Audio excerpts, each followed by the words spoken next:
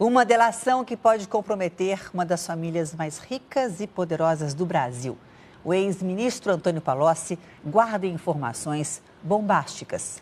Elas podem dar origem a uma nova fase da Operação Lava Jato para apurar negócios da TV Globo que envolvem sonegação fiscal, empresas de fachada no exterior e negócios em contratos do futebol.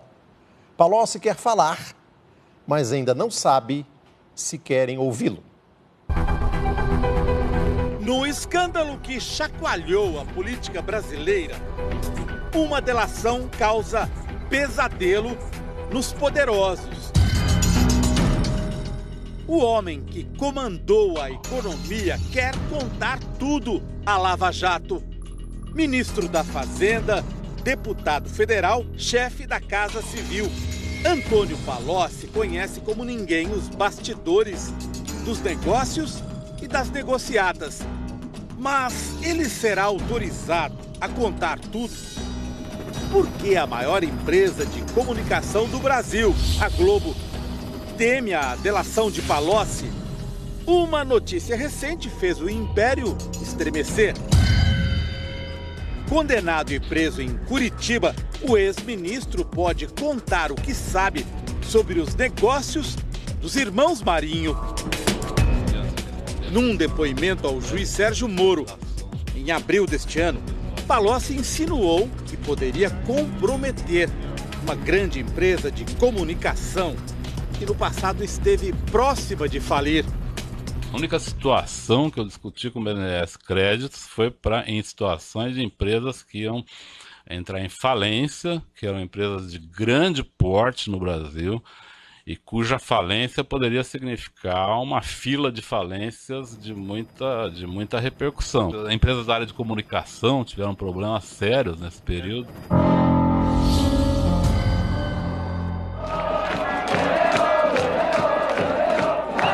Copa do Mundo de 2002. Os brasileiros vibram com o título na Coreia e no Japão.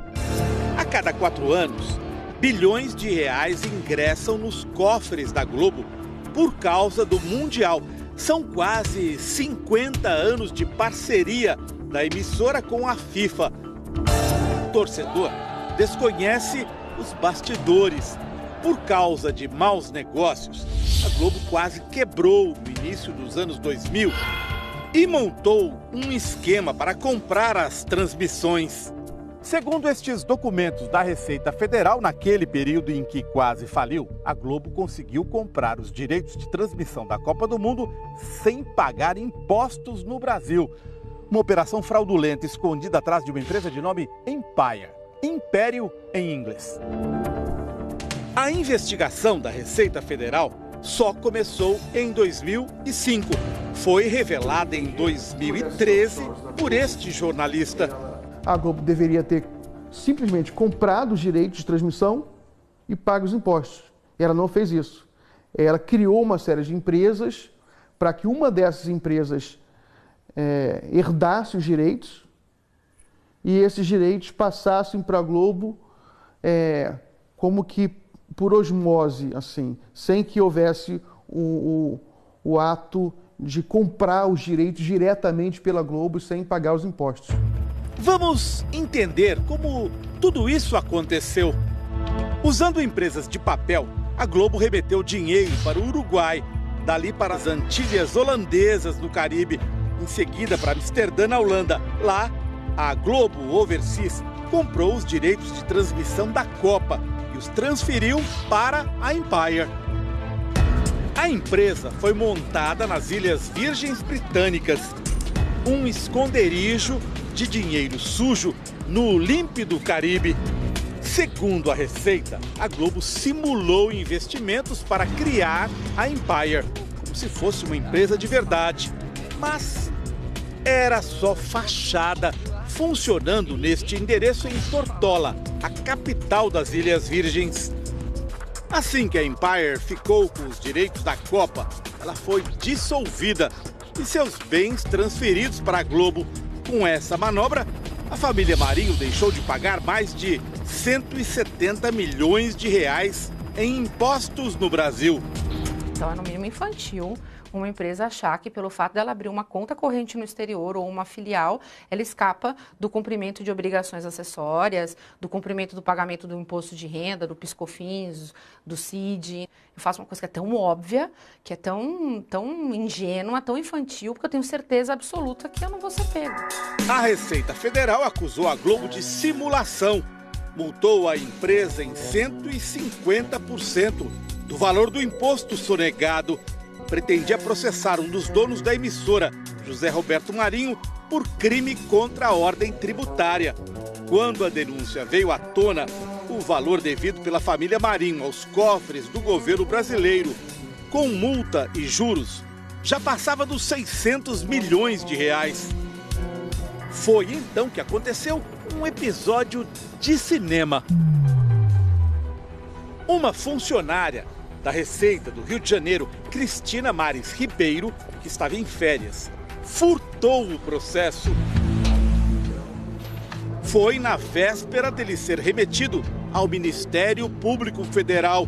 Um dos donos da Globo corria o risco de ser processado criminalmente por omitir informação ou prestar declaração falsa às autoridades fazendárias.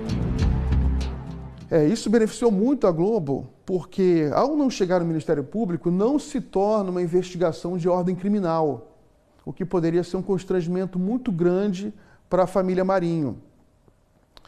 Inclusive, constrangimento de ordem política, afinal são figuras públicas que detêm uma influência política determinante no cenário brasileiro, né? Na conjuntura política brasileira. Então eles escaparam dessa.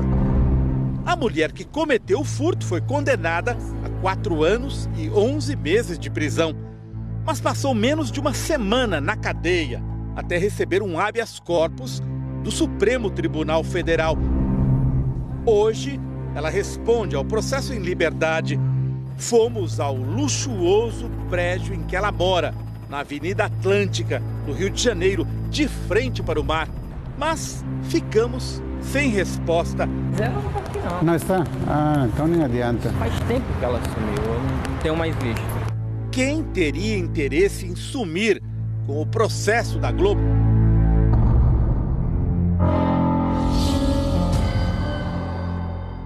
Estamos em 2014. A dívida da Globo com a Receita Federal já tem quase 10 anos acumulando juros, correção monetária e multas. A empresa decide tirar proveito de uma lei que entra em vigor, a 12.996. No papel, o objetivo era incentivar a inovação na produção de automóveis. Mas, lá no meio, a oferta de um negócio de pai para filho aos grandes devedores do Brasil. 100% de desconto nas multas para quem pagasse a vista os atrasados. Se o fisco lança uma regra, ele nunca lança para um contribuinte. Ele lança para alguns contribuintes. A pergunta é, quantos contribuintes se encaixariam nesse formato? Esse formato é um formato para 10 contribuintes, 5 contribuintes, 1 contribuinte? Então, parece que é um refis desenhado para aquele contribuinte, né? Refis é um programa para parcelar dívidas antigas. Foi a lei entrar em vigor e a Globo tirou o proveito para limpar seu nome. Com 10 anos de atraso, pagou mais de R$1 bilhão, mas deixou de pagar outro bilhão em multas. Dinheiro que daria, por exemplo, para sanar a profunda crise dos hospitais públicos do Rio de Janeiro. Ou construir 212 escolas com 100 mil vagas para estudantes em São Paulo. Perguntas que só uma investigação oficial poderá responder. A Globo fez pressão a favor da lei. Palocci, que já não era ministro, colaborou nos bastidores do governo.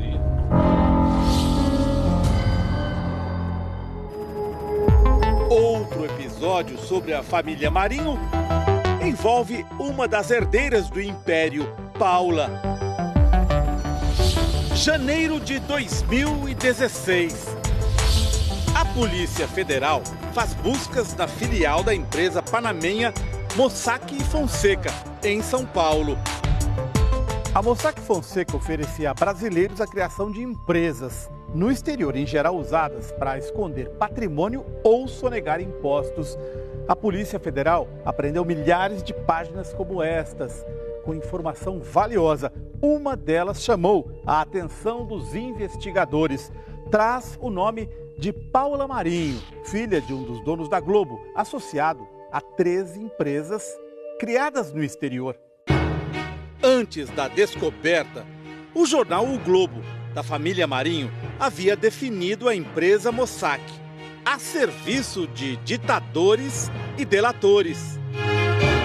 Pelas anotações apreendidas, Paula pagava valores mensais a partir de uma conta bancária pessoal para manter 13 empresas de fachada no exterior. A Venke, em Las Vegas, Nevada, Estados Unidos.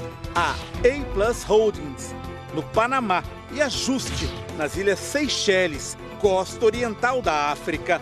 Eram empresas ligadas aos negócios de Paula Marinho e do então marido dela, Alexandre. Sem concorrência pública, nos anos 90, o casal conseguiu a concessão do estádio de remo da Lagoa Rodrigo de Freitas. Numa das renovações do contrato, Paula assina como fiadora do marido. Nos últimos 20 anos, o estádio recebeu grandes investimentos de dinheiro público por conta dos Jogos Pan-Americanos e das Olimpíadas. Tornou-se um lucrativo centro de lazer, com restaurantes e cinemas, num dos cartões postais do Rio de Janeiro.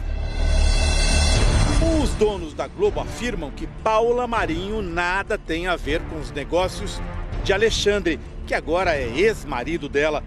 Se é assim, por que a herdeira da Globo sustentava 13 empresas de fachada no exterior?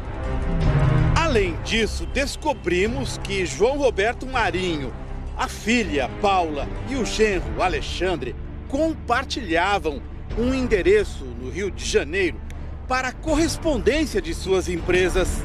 Empresa Vaincre LLC. Fica aqui, por favor. No sexto andar. Eu ouvi falar. 610, não tem? Tem, mas esse apartamento tem mais de ano que mora. Nos documentos relacionados aos negócios da herdeira da Globo, Paula Marinho, e do marido dela, um nome se destaca. Lúcia Cortes Pinto aparece como diretora de uma das empresas de fachada no exterior e também num negócio envolvendo um helicóptero. Fomos ao bairro em que Lúcia mora, no Rio de Janeiro. Queríamos perguntar se ela é usada como laranja por Alexandre, Paula ou pela Globo. Laranja, no submundo dos negócios, é quando uma pessoa empresta o nome para uma operação ilegal. Nosso produtor não conseguiu localizar Lúcia. Está na rua.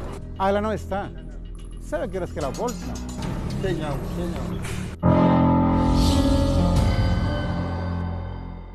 A delação premiada de Antônio Palocci pode acabar com muitas dúvidas.